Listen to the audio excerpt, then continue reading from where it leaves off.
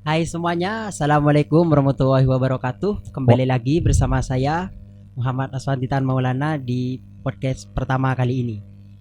Hari ini kita akan membahas tentang perkuliahan yang ada di Universitas Islam Jember, yang ada di jurusan Ilmu Komunikasi. Dan narasumber saya kali ini adalah Mas Ridwan. Monggo perkenalan Mas Ridwan. Ya, terima kasih atas waktunya Mas Aswan. Perkenalkan, nama saya Ridwan Awansyah Putra. Saya mahasiswa Ilmu Komunikasi angkatan 21 dan saat ini menempuh pendidikan semester 3. Ya itu saja dari Mas Ridwan untuk perkenalannya. Ya. Ngomong-ngomong Mas Ridwan, gimana rasanya kuliah di Universitas Islam Jember ini? Ya, berarti yang saya rasakan ya, Mas. Nggih. Oh ya. Yang saya rasakan sendiri ketika saya berkuliah di Universitas Islam Jember ini, alhamdulillah saya memiliki banyak teman dan alhamdulillah semua welcome dan semuanya ramah ya. Terutama jurusan Ilmu Komunikasi. Yang saya lihat dari teman-teman sendiri, bahkan sampai saat ini semester 3, bahwasanya teman-teman sangat aktif semua dan alhamdulillah semangat untuk berkarya, karena yang terutama jurusan Ilmu Komunikasi itu adalah berkaitan dengan media dan broadcasting. Ya. Begitu pula dengan teman-teman yang lain yang ada di jurusan komunikasi ini ya. Sekarang Mas Ridwan ini sudah semester 3 kan ya? Ya, semester 3. Pencapaian yang sudah dicapai dari semester 1 hingga semester 3 ini menurut Mas Ridwan itu apa? Oke, menurut Dari saya Mas Ridwan berarti. sendiri. Iya. Oke, berkaitan dengan pencapaian yang saya rasa banyak sekali ya, terutama dari semester 1 sampai semester 3. Yang dari semester 1 sendiri pastinya semua berawal dari matkul mata kuliah umum MKU ya pastinya, seperti pengantar aswaja, terus bahasa Indonesia dan lain sebagainya. Itu sangat bermanfaat bagi saya khususnya di semester 1 dan semester 2, lalu semester 3.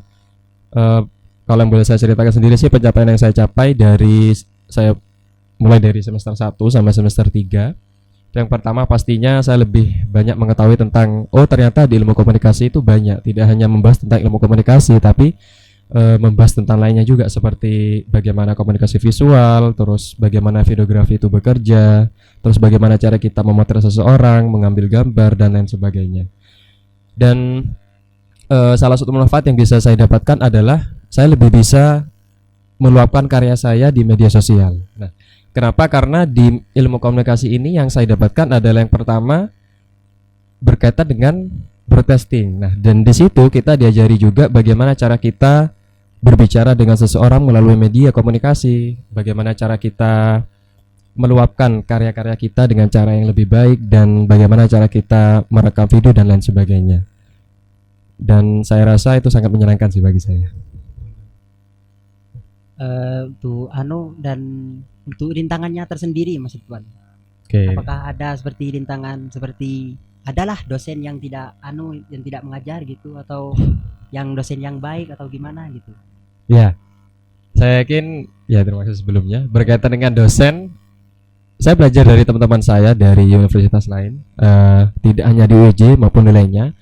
Semua dosen pasti memiliki cara masing-masing untuk memberikan pelajaran bagi mahasiswanya. Mungkin memang ada beberapa yang tidak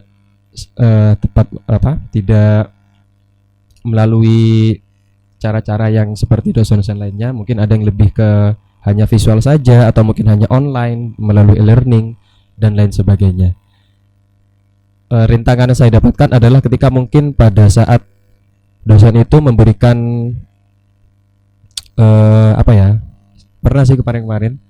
Jadi dosen itu memberikan keterangan bahwasanya kita harus kuliah pada jam ini, tetapi ternyata pada saat mendekati waktu kuliah dimulai, ternyata dosen tersebut izin ada PHP acara. dosennya Ya. Ya, sama seperti itu kan, kasihan anak-anak yang sudah datang ke sini lebih awal dan yang rumahnya jauh dan lain sebagainya. Itu saya mikirnya seperti itu sih. Gitu.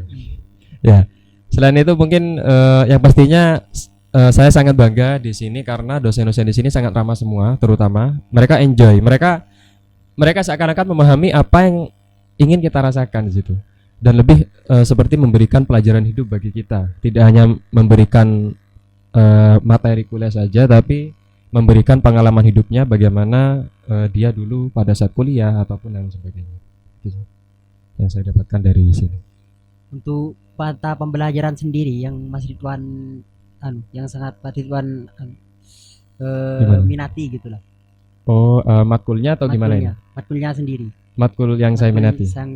Yang diminati sampean. Oh gitu.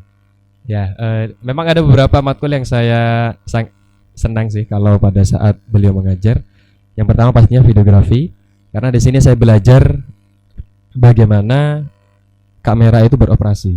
Ya, bagaimana cara kita merekam seseorang dan bagaimana cara mencari angle yang tepat dari rule of third, mulai dari bagaimana cara kita memposisikan seseorang tersebut untuk direkam dan lain sebagainya. Itu sangat menyenangkan menurut saya. Yang pertama itu videografi, yang kedua ada fotografi, lalu yang ketiga ada juga yang namanya public relation. Nah, public relation ini kan berkaitan dengan bagaimana cara kita menghadapi seseorang pada saat posisi kita adalah seorang humas, entah itu seorang humas di perusahaan, di organisasi maupun yang lain sebagainya. Dan saya rasa hal tersebut sangat bermanfaat, khususnya matkul public relation itu. Kenapa?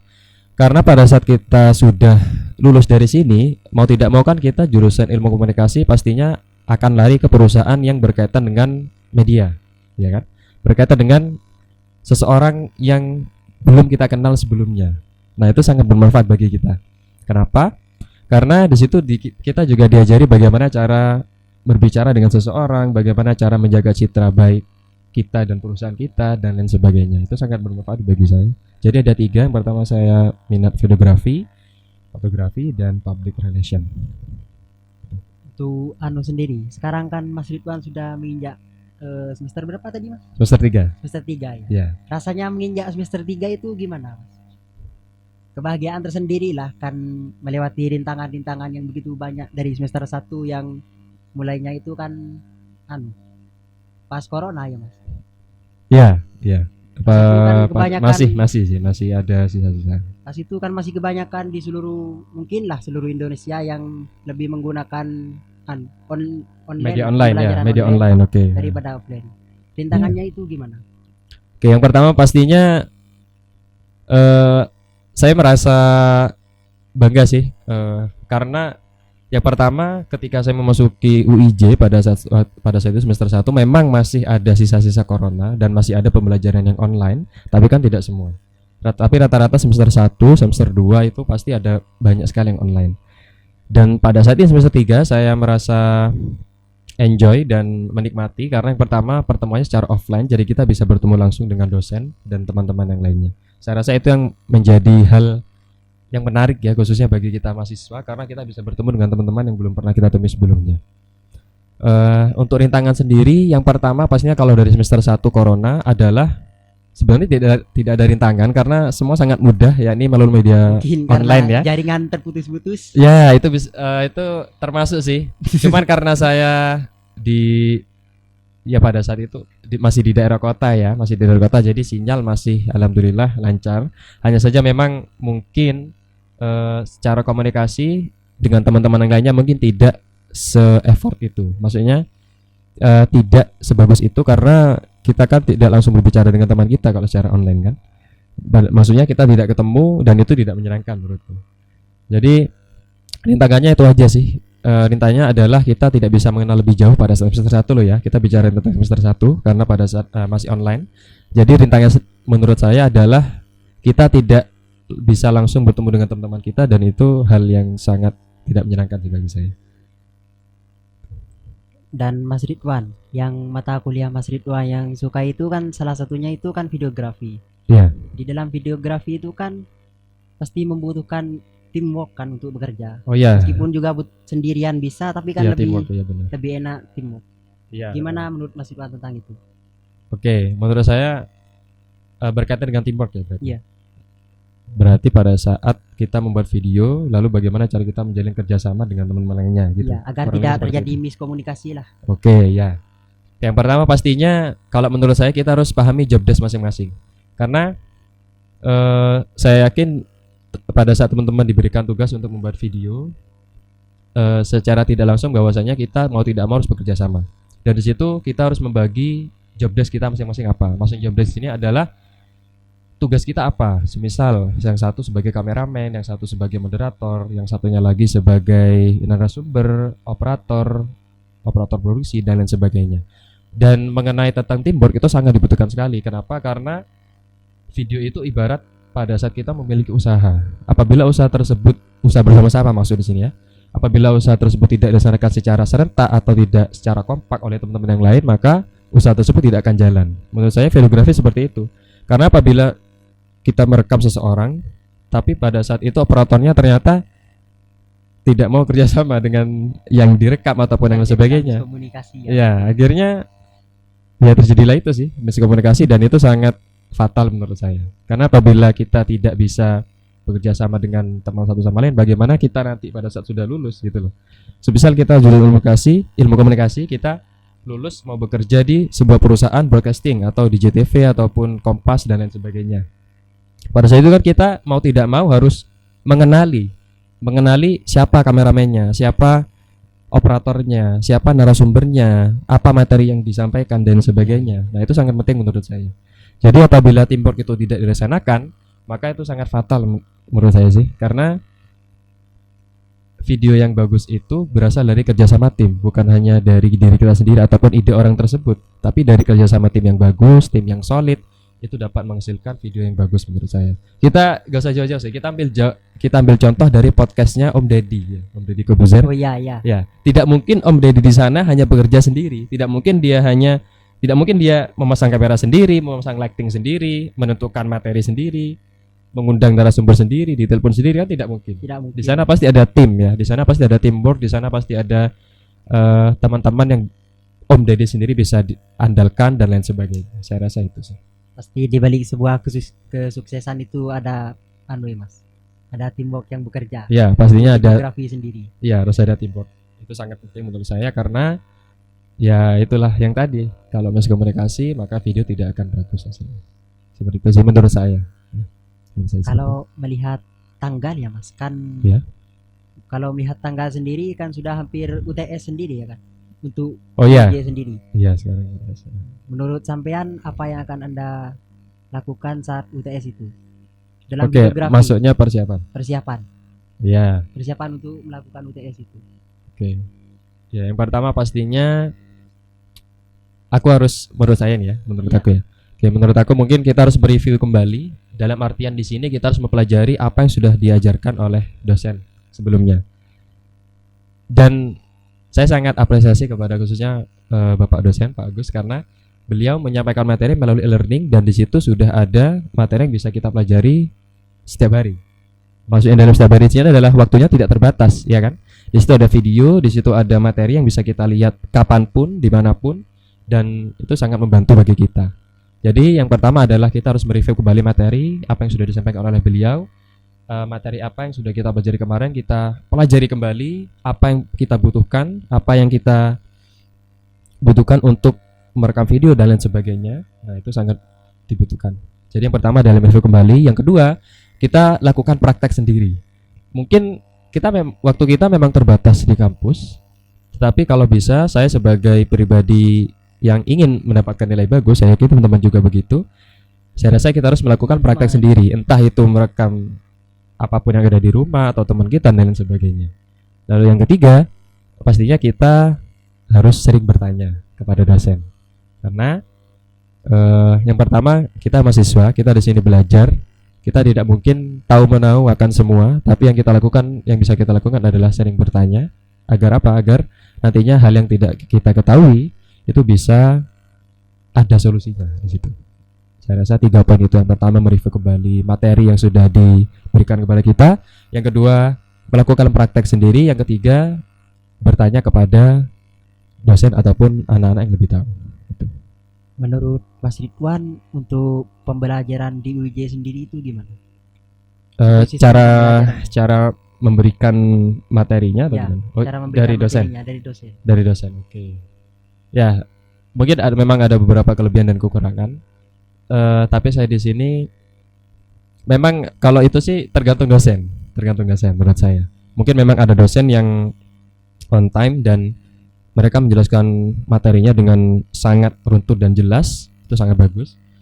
Ada juga yang hanya cerita saja, tetapi harus mengumpulkan tugas. Ada juga yang hanya absen aja, ada juga yang nggak pernah, ya bukan nggak pernah sih, Jarang lah. ada juga yang jarang komunikasi dengan siswanya. Kita yang butuh tapi mungkin tidak dibalas atau beliau ada saat acara, itu ada juga. Jadi menurut saya tergantung dosen sih, tergantung dosen. Tapi kebanyakan, alhamdulillah, kebanyakan sih lebih dekat ke mahasiswanya. Mungkin memang ada beberapa dosen yang seperti itu, entah itu karena beliau sibuk atau apa. Jadi saya sebagai mahasiswa tetap harus menghormati dan mengapresiasi beliau, karena beliau mungkin tetap memberikan kita pelajaran meski tidak sesuai dengan jam pelajarannya, atau mungkin Meski tidak sesuai dengan keinginannya, Mas. ya mungkin tidak sesuai dengan waktu dia mengajar atau apa. Saya rasa itu sebagai mahasiswa kita bisa maklumi, dan seharusnya kita sebagai mahasiswa harus mencari dosen ya. Kita yang mencari dosen, bukan kita yang Dicari dicari dosen. Ya, Iya, iya. itu dari saya. Terus kedepannya Mas Ridwan itu mau gimana? Untuk Rencana ke depan. Rencana kedepannya setelah semester ini selesai. Oke. Rencana ke depan setelah semester ini selesai. Iya. Ya, berbicara tentang rencana, saya yakin yang pertama pastinya kita harus menyiapkan skripsi kita dulu ya. Karena kuliah tuh yang dibutuhkan adalah skripsi. Sebelumnya Mas Ridwan, apakah ada di dalam mata kuliah Mas Ridwan sendiri yang mempelajari tentang skripsi itu? Oke, ada. Yaitu ada di matkulnya Pak Latif ya, khususnya itu ada metodologi penelitian sosial. Itu beliau sangat gencar ya, sangat semangat menyampaikan kepada saya dan teman-teman. Ya gak, Rek? Ya. Di dosen santuy dia, Rek. Ya, beliau itu sangat semangat, mungkin ya, bisa dibilang semangat pada saat memberikan kita materi mengenai skripsi, sangat runtut dan sangat harus kita pelajari.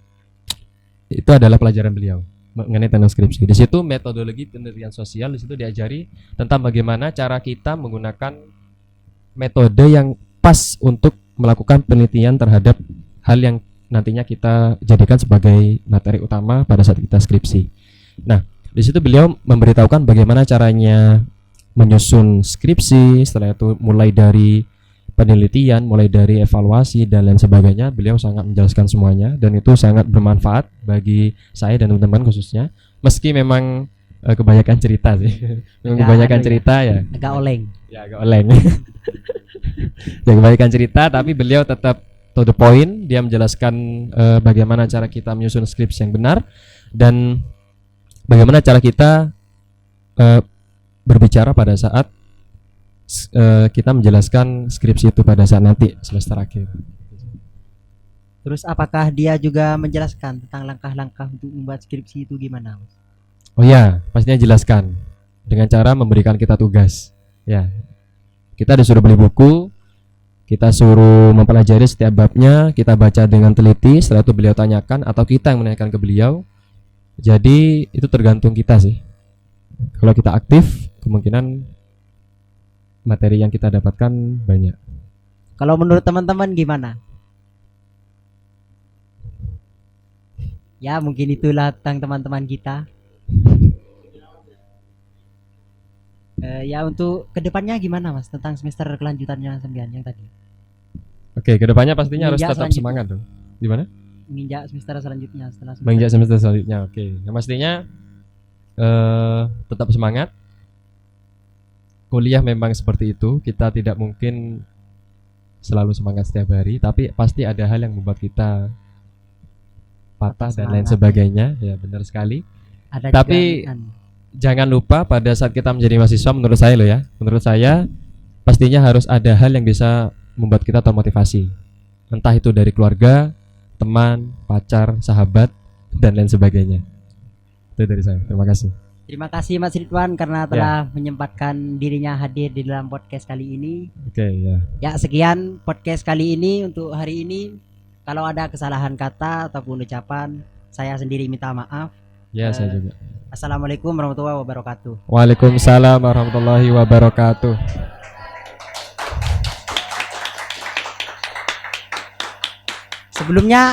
Sebelum penutupan ya, kita salam komunikasi dulu ya. Satu rentak ya. Salam komunikasi. Salam. Ya sekian.